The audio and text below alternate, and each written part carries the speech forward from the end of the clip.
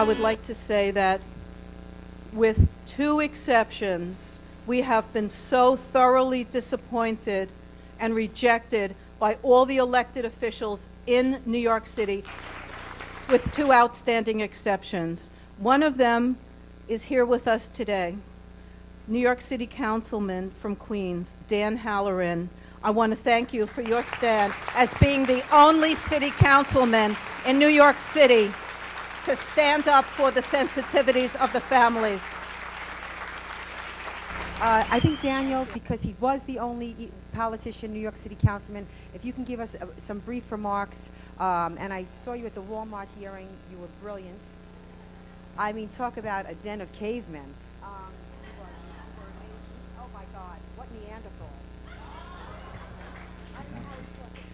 Let me first apologize on behalf of the cowards in politics who choose to hide behind special interests instead of standing up for what is right.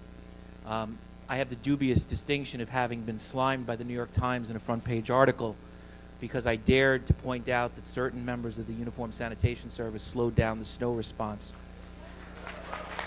That was me.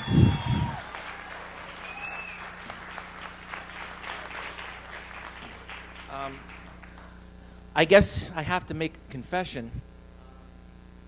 It's very easy for me to stand with these families because I'm one of them. Although I never mentioned it once in my campaign, my cousin, Lieutenant Vincent Halloran, was a firefighter who went up into the towers, never to come down. He left a wife and 6 kids, ranging in age from 3 until 18. And his wife, Marie, carries on like the good Irish Catholic that she is, one of 48 first cousins, 162 second cousins.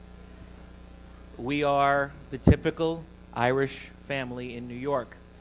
The Hallorans have been there for 5 generations. My father served as a deputy commissioner, my grandfather a homicide lieutenant, my great-grandfather a chief of police. People ask me constantly why a conservative libertarian Republican would stay in New York City. And I'm beginning to ask myself that question. I do that because of men like those who fell in the towers, like the dozens of my family who have served this city year after year thanklessly. My brother Patrick, now a lieutenant in the fire department, went up into the towers. He came out. My brother Terrence was not out of the academy yet. So in case you hadn't noticed, my family spends a bit of time serving the city of New York. I left the police department to go to law school, became a prosecutor and a defense attorney. And for some ridiculous reason, in 2009, ran for office. I was told I would never win in a 3-to-1 Democrat to Republican district. We won. We won because Americans have values.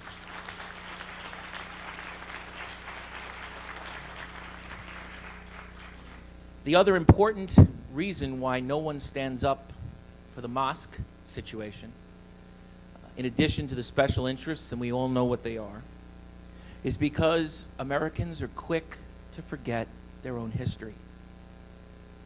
In 2009, I stood with only 2 other council members at the 9/11 memorial ceremony. The Speaker of the City Council, who was running for mayor, and of course, the council member whose district it was in. Missing were the other 48 members of the New York City Council. I'm sure they'll all be there next year because it's a 10-year anniversary. But you have to ask yourself, if politicians are willing, able to take families like this and say to them, we don't care. Imagine what they are going to do to the government they run. Would World War II veterans stand for a Shinto temple to be built on the Arizona Memorial? Absolutely not. The greatest generation would never stand for something like that, and it has nothing to do with tolerance. In fact, if you remember, just a few years before the 9/11 attacks, we heard about Danish cartoonists who had problems, jihads and fatwas declared because of political cartoons. Political cartoons. and in a fit of PC, many in the United States, including the liberal press, condemned those journalists who supported the First Amendment. How ironic that they can now tell us that we have no right to the indignity of 411 dead first responders and 4,000 Americans who perished simply because they got up and went to work on September 11th, 2001. I would just like to say that throughout this country, we are facing a crisis of conscience. Politicians make mistakes. I'm far from perfect.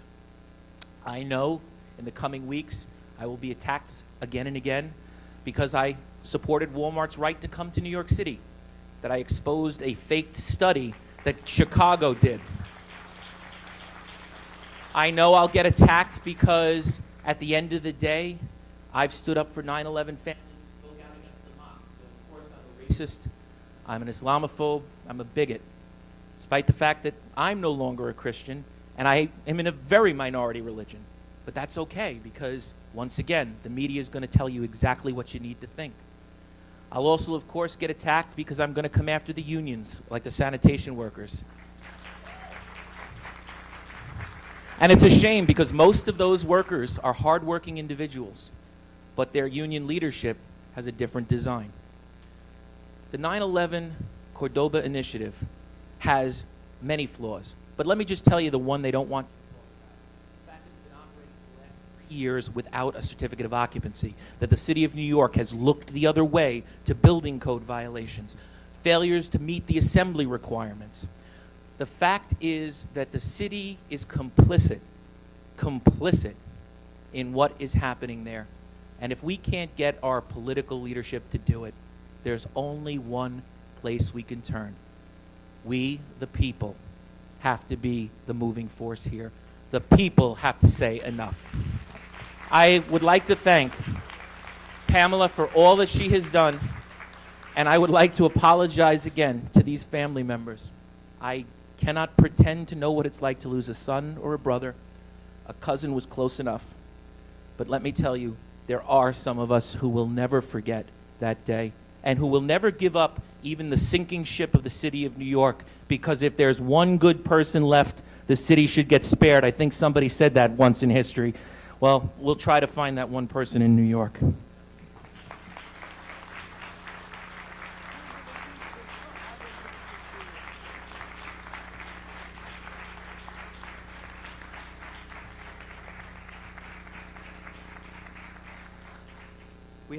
We have to learn from our adversaries on the left. They never give up.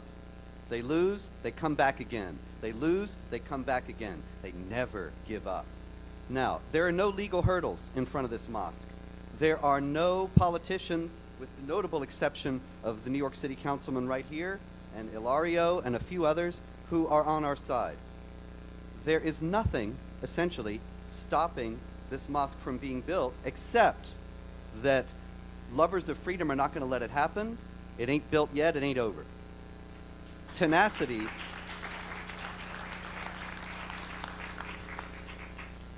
We have to never give up. We have to have tenacity, and our next speaker is one of the most remarkably tenacious and courageous women I've ever been privileged to know.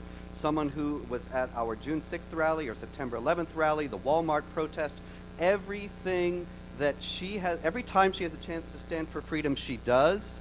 We should all imitate her, we should all emulate her, and we should all applaud her. Nellie Brzezinski.